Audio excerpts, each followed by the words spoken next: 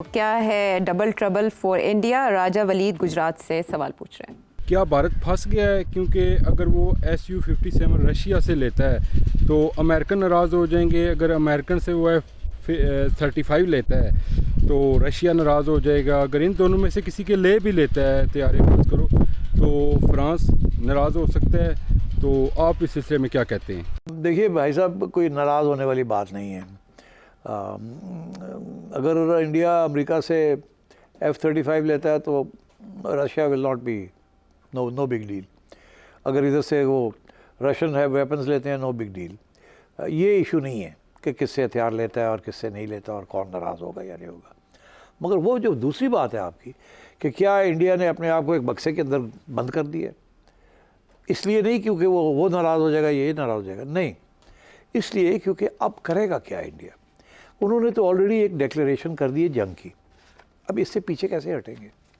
और ये भी कह दिया है कि अगर कोई भी इंसिडेंट होगा, खा वो कश्मीर में हो, मुंबई में हो, दिल्ली में हो, कहीं भी हो, तो वो कहेंगे जी ये पाकिस्तान के लोग आए हैं, उन्होंने ये किया है। और फिर इस दफ़ा जो कुछ किया इससे ज़्यादा आगे बढ़ के करना पड़ेगा। तो they have committed themselves to this.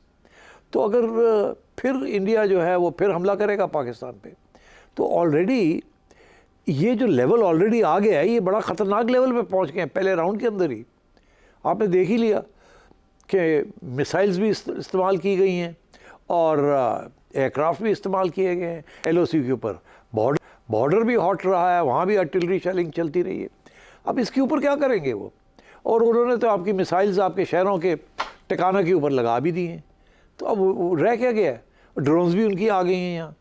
तो उन्होंने तो जो भी उनके पास था दे थ्रोन इट एट यू, और आपने काउंटर कर दिया, और उस काउंटर के अंदर आपके नंबर लग गए, उनके नंबर ख़त्म हो गए। तो अब इंडिया जो है वो एक, जिसे कहते हैं, एक वुंडेड टाइगर है और एक बॉक्स के अंदर उसने बंद कर दिया। अगर कोई ऐसा चीज़ होती है तो करना पड़ेगा, नहीं करेगा तो उड़ जाएगा।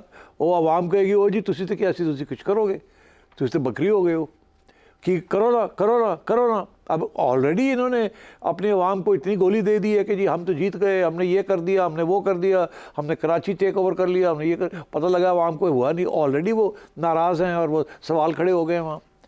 तो फिर जब अगर ऐसी कोई चीज़ होगी तो क्या करेंगे?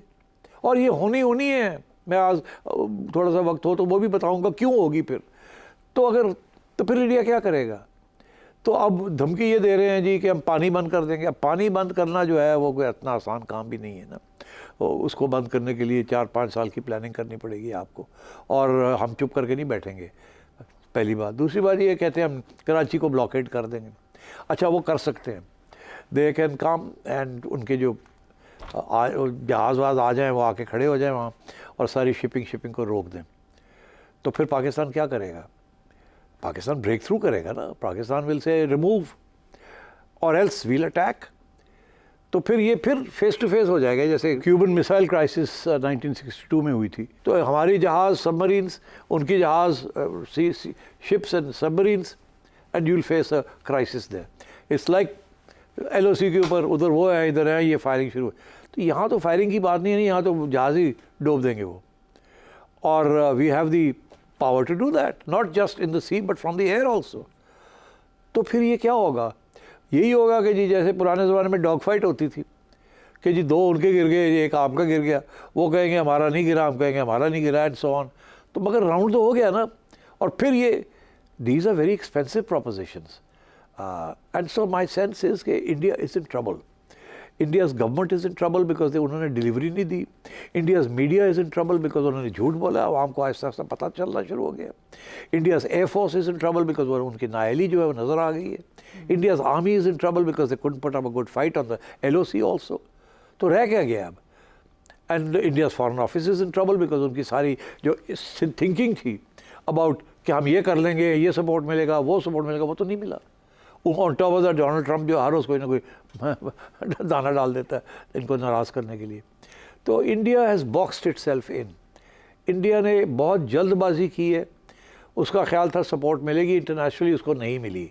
अब वो पीछे हट नहीं सकते, आगे जा नहीं सकते। तो अब करेंगे क्या? And I think that is where Congress and opposition जो है वो अब इनके गले पड़ेगी।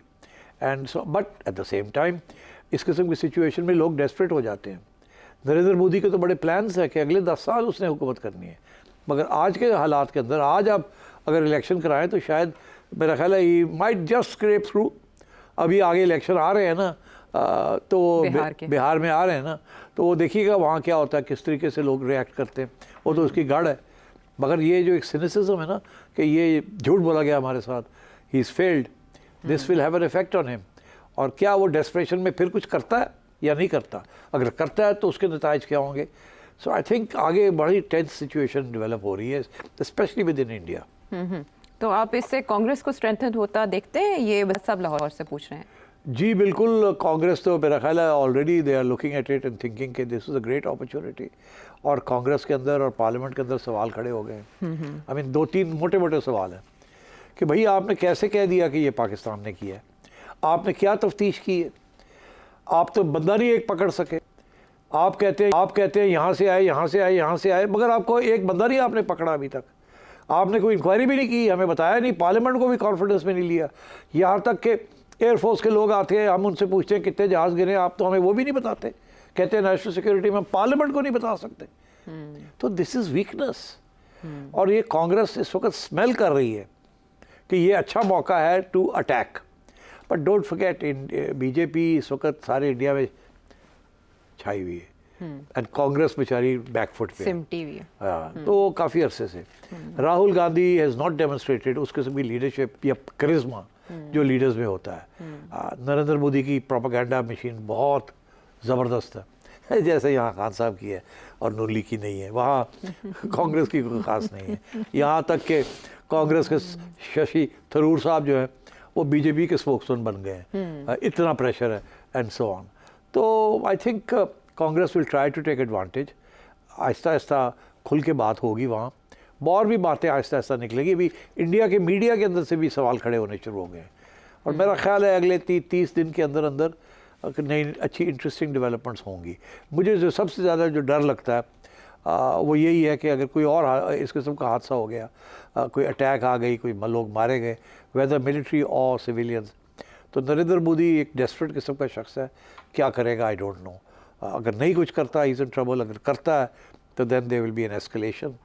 वी आर रेडी, हमने डेमोन्स्ट्रेट कर दिया है, and China is giving us the best weapons and China standing solidly with us. लोग इंडिया में यही कह रहे हैं कि नाउ बी केयरफुल।